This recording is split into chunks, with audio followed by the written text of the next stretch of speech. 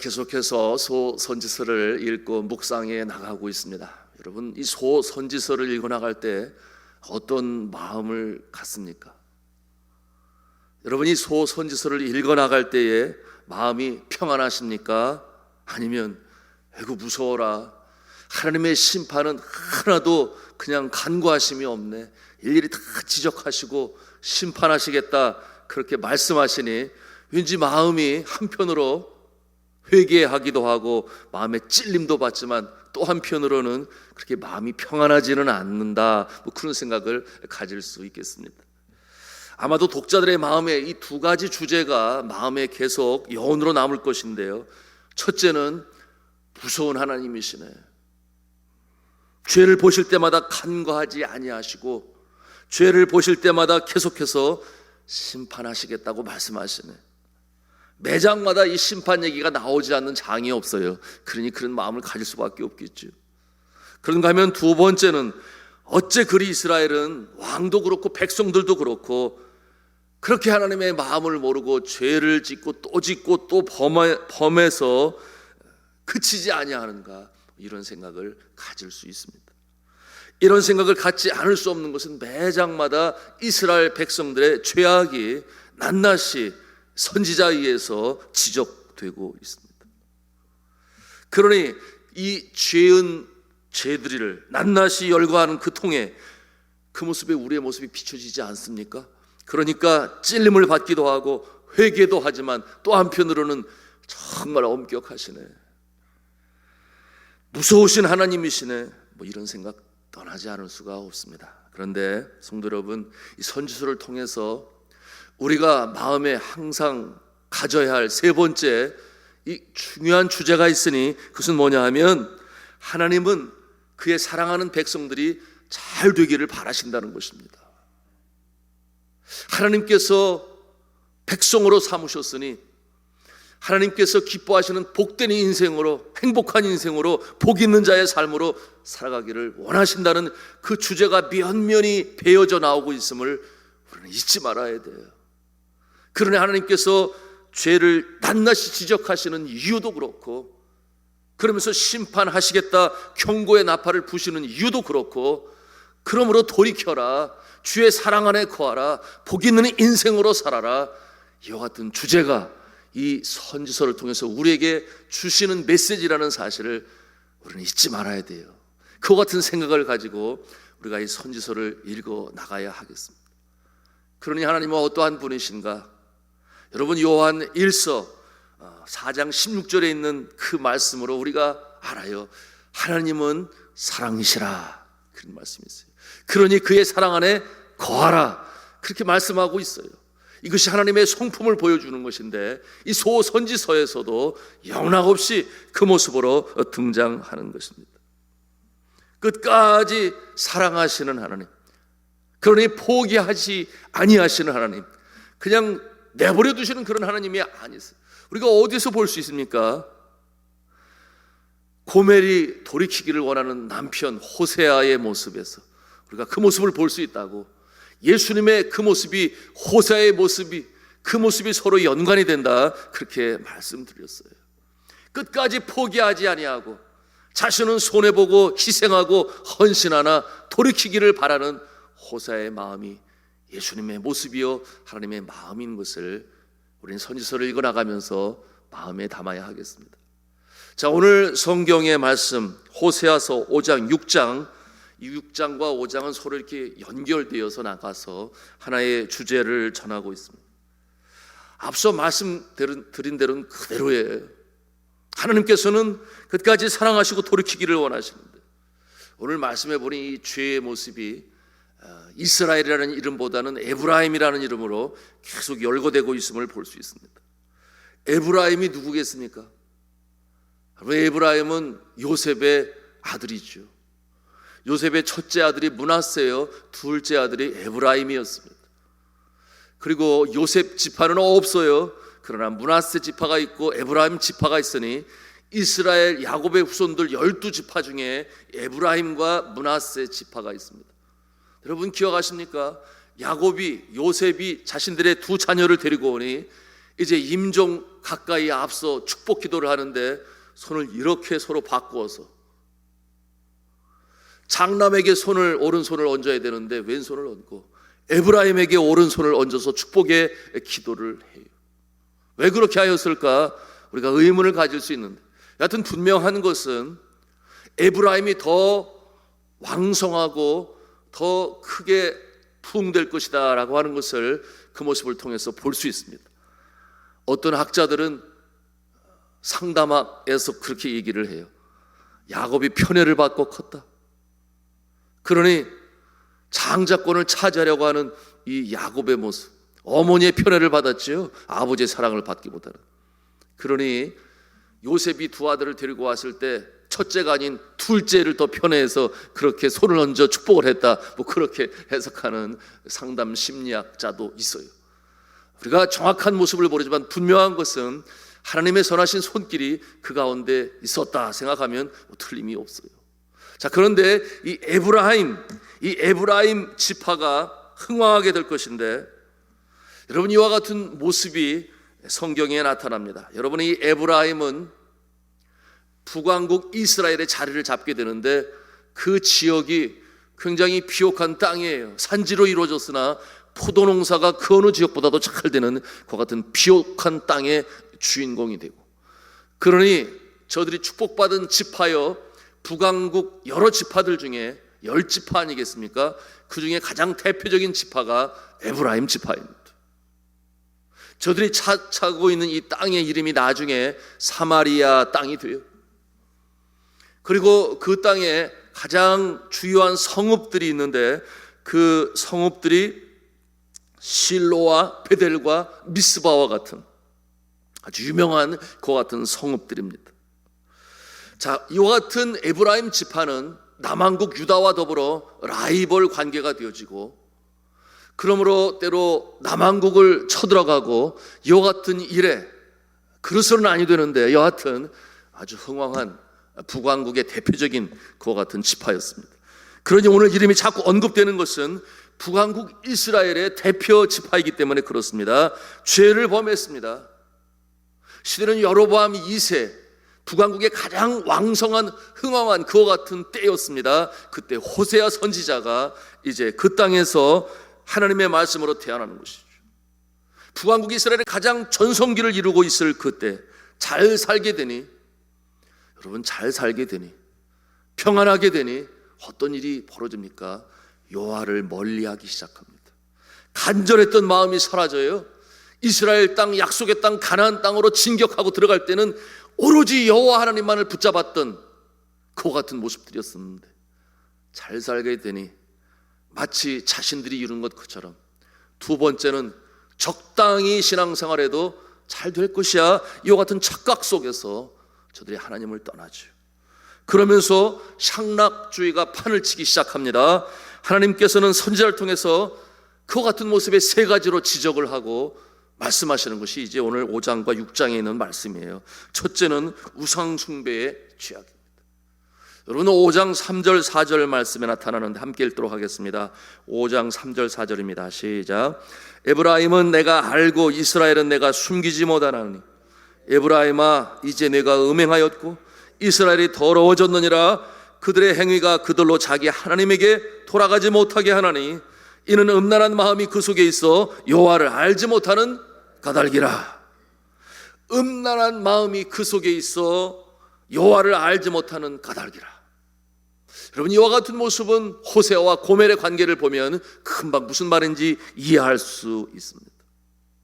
이 모습이, 음란의 모습이 우상 숭배로 어떻게 연관이 되어지는가, 우리가 그 모습을 통해서 알 수 있어요. 여러분 이스라엘 북왕국 가나안 족속은 바알과 아스라를 섬겼다 그랬습니다. 바알 신전은 풍요의 신이요 다산의 신이라 그랬습니다. 농업의 신이라 그랬어요.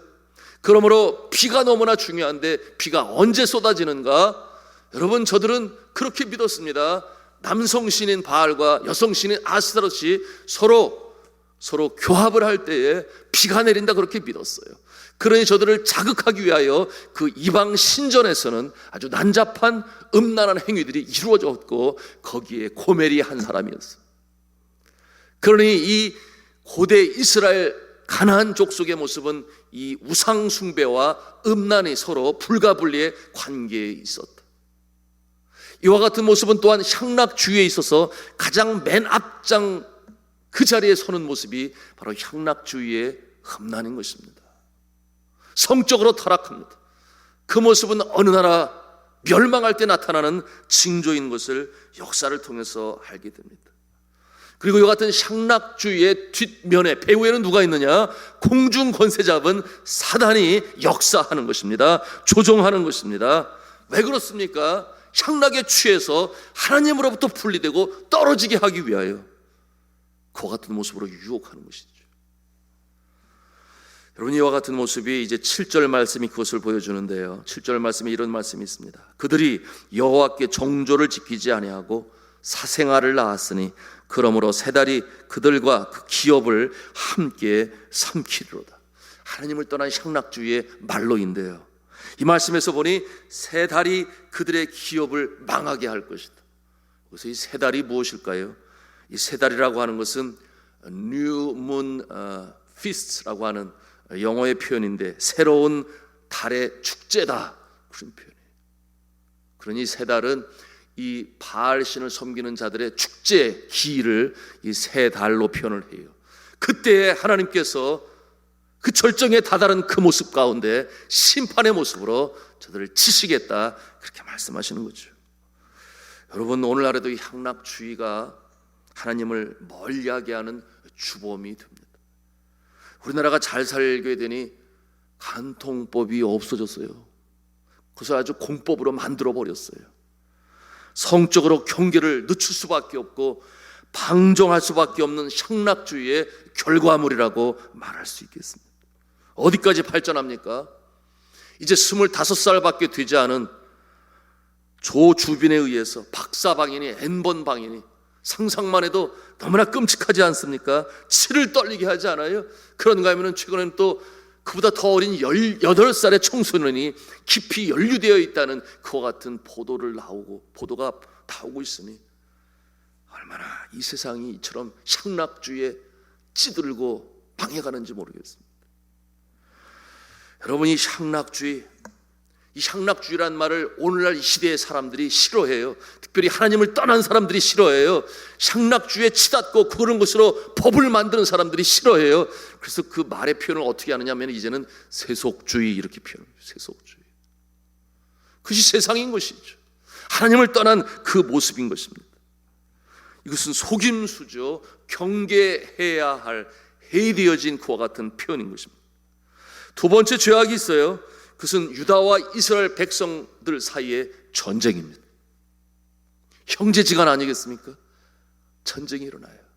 권력의 욕심, 더 많은 것을 가지려고 하는 이와 같은 모습이 하나님은 기뻐하시지 아니하는 것이죠. 8절 말씀 우리가 함께 읽도록 하겠습니다. 5장 8절 말씀 함께 읽도록 하겠습니다. 시작. 너희가 기브아에서 뿔나파를 불며 라마에서 나팔을 불며 베다윈에서 외치기를 베냐민아 너희들을 쫓는다 할지어다. 여러분, 이 기브아나 이 라마와 같은 성읍은 국경에 있는 성읍이에요. 북왕국 성읍, 남왕국 성읍. 그래서 국경 가까이 있는 전진 기지라고 그렇게 말할 수 있겠습니다. 에브라임이 북쪽 나라 수리와 전쟁을 하는 그 틈을 타고 유다 왕국이 그 국경 접경에서 그의 국경들을 더 넓히려 북쪽으로 들어갑니다. 이처럼 땅을 더 넓히려고 하는 이 수를 쓰는 것이죠. 자, 그것이 10절에 있는 말씀인데요, 우리 10절 말씀을 같이 읽도록 하겠습니다. 시작. 유다 지도자들은 경계표를 옮기는 자 같으니 내가 나의 진노를 그들에게 물같이 부으리라. 무슨 말씀이에요? 여러분, 전쟁은 둘 다 망하는 것입니다. 더군다나 형제간의 전쟁이에요. 국민이 전쟁을 원하지 않지요. 그러나 항상 꼭대기에 있는 정치적 권력에 욕심 있는 야심가들에 의해서 항상 세계 역사 속에 전쟁은 일어났습니다. 이와 같은 모습 하나님이 기뻐하시지 않습니다. 세 번째로 종교적 타락을 볼 수 있어요. 우리 9절 말씀을 같이 읽겠습니다. 시작. 강도 떼가 사람을 6장 9절 말씀이 되겠습니다. 6장 9절 말씀 같이 읽겠습니다. 시작. 강도 때가 사람을 기다림같이 제사장의 무리가 세겜 길에서 살인하니 그들이 사악을 행하였느니라. 어떻게 이게 상상이나 될 일입니까? 제사장의 무리가 자신들의 사적 이익을 위하여 강도 때처럼 세겜길에서 살인하고 사악을 행하였다, 그렇게 지적하고 있어. 종교적인 타락, 영적인 타락. 물론 이와 같은 제사장들은 북쪽에 있는 이 성소의 신전의 제사장들로서 때로는 하나님을 섬기고 때로는 바알신을 섬기고 소위 싱크리티즘이라고 하는 이 혼합주의에 속해 있어서 백성들을 그렇게 인도했던 장본인들이었습니다. 그런데 저들이 살인하였다, 그렇게 그 모습을 보여주고 있어요. 오늘날은 살인을 했다가는 큰일 나지요. 어떠한 이단도 잘못된 가르침도 살인하지는 않아요. 물론 그 모습이 아주 없다는 것은 아니죠. 신도교의 한 이 밀교라고 할 수 있는 옴진리회가 있습니다. 옴진리회. 여러분 들어보셨잖아요. 일본의 살인 독가스 사건. 이와 같은 모습으로 살인하는 모습이 없지 않아 있긴 하지만 최악의 모습이겠죠. 그런데 오늘 말씀해 보니 제사장들이 이처럼 세겜에서 강도와 같이 살인하였다. 영적으로 패역한 그와 같은 모습들이 영적 지도자들에 의해서 자행되고 있는 이 모습을 볼 수 있습니다. 여러분, 오늘날 이단의 교주들은 살인하지 않지만 아주 교모하게 성경을 풀어서 가르치죠. 두려움을 조장하고 순종하게 만듭니다. 14만 4천 명 그 숫자에 들어가야 천국에 들어갈 수 있다, 그렇게 가르쳤죠. 그래서 누구보다도 열심히 드리게 하고 순종하게 하고 바치게 하고 심지어는 결혼도 못하게 하고 이렇게 하면서 14만 4천 명 안에 들어가야 된다. 그런데 이제는 그 숫자가 20만이 넘었어요. 그러니 이제 어떻게 가르칩니까? 선발해야 되지 않겠어요? 14만 4천 명을 14만 4천 명은 늘 외쳤으니까. 그래서 선발하는데 이제 어떻게 가르치는가 하면 선발하기 위하여 더 많은 열심을 들여야 되는데 두 가지 의무를 감당해야 된다. 첫째, 더 많은 사람들 전도해 와야 된다. 두 번째, 각 개인에게 분담금이 주어졌어요. 이 정도는 헌금을 드려야 된다. 그렇지 않으면 14만 4천 명에 들어갈 수가 없다. 이게 소위 칼만 안 들었지 강도의 모습 아니겠습니까? 그 두려움 속에서 갖다 바치고 의무적으로 전도하고 싫어도 밤중에도 나와서 전도하고, 이같이 어느 시대고 영적 지도자들이 영적인 세계를 끌고 가요. 왜 그렇겠습니까? 사단이 뒤에서 조종하는 것이죠. 그러니 넘어가면 보이는 것이 없어요. 거기에 빠져들어가는 모습도 공부한 사람들도 소위 유명한 유수 대학의 젊은이들까지도 그냥 빠져들어가는 것입니다. 악한 영이 그 배후에 작용하고 있으니 사람의 모습이 거기에 빠져들어가면 헤어나올 길이 없는 것이. 요한복음 10장 10절에 있는 말씀 그대로 아니겠습니까? 도적이 오는 것은 도적질하고 죽이고 멸망시키려고 하는 것이요. 그러니 그 목적은 결국 멸망시키는 것이요, 하나님으로부터 떠나는 것이요, 제2의 사망에 들어가는 것이요. 그러니 죽으면 믿음의 사람들은 제2의 사망에 들어가지 않지만 이와 같은 모습들은 제2의 사망, 지옥의 불구덩이에 떨어지게 되는 마지막 그 모습이라. 이와 같은 모습 예나 지금이나 다를 바가 없습니다. 어디서 기인합니까? 말씀을 통해서 우리가 발견하는 거예요. 하나님을 떠나서 우상을 섬기니 그와 같은 모습으로 나타나는 것인데, 이 시대의 우상의 모습은 뭐라고 그랬습니까? 향락주의라고 그랬습니다. 인본주의라고 그랬습니다. 세속이라고 그랬습니다. 세속주의라고 그랬습니다. 여호와 하나님을 경외하는 것을 떠나서 그와 같은 것이 좋아 보이고 그것이 좋으니 당장 눈앞에 유익, 그것만 바라보면서 빠져나간 인생이 이와 같은 어려움 속에 거하는 것입니다. 이와 같은 모습을 보면서 이 선지자의 마음이 얼마나 아프겠습니까? 그러니 외치는 거예요. 경고의 나팔을 붑니다. 그러니 그 마음이 얼마나 안타깝고 힘들겠습니까? 사회적, 도덕적, 영적 현상이 여호와 하나님을 떠났어요. 사람들이 하나님의 말씀보다 사람의 말에 더 귀를 기울여요. 오늘의 모습 그대로예요. 그것이 5장 11절 말씀인데요. 5장 11절 말씀해 보니 에브라임은 사람의 명령 뒤따르기를 좋아함으로 그렇게 말씀하고 있어요.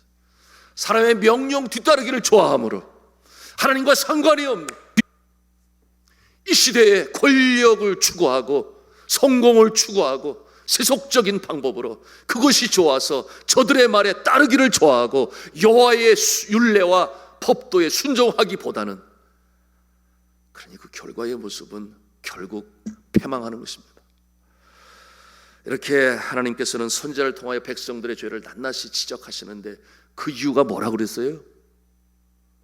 사랑하시기 때문에. 하나님의 백성들을 그 자리에 그냥 내버려 두시지 않으시기 위하여 돌이키라, 돌아오라, 다시금 주의 사랑 안에 거하라, 그러므로 복된 사람으로 복 있는 자의 모습으로 살아라. 이것이 계속해서 우리에게 주어지는 말씀인 것입니다.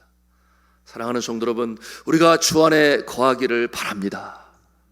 더불어 여전히 세속주의에 빠져있는 하나님을 떠난 그들을 향하여 우리는 중보하며 이 새벽에도 기도해야 되겠습니다. 가깝게 우리 주변에 있는 우리 이웃들, 가족 안에는 없나요? 이와 같은 모습들을 바라보면서 어서 속히 돌아오게 하여 주옵소서. 그러므로 주의 사랑 안에 거하여 주님의 능력으로 복 있는 인생으로 살아갈 수 있는 저들 되게 해달라고, 이 나라 백성, 민족, 그리고 나라가 되게 해달라고 우리는 이 새벽에도 중보하며 기도해야 하겠습니다. 우리 같이 기도하며 나가기를 원합니다.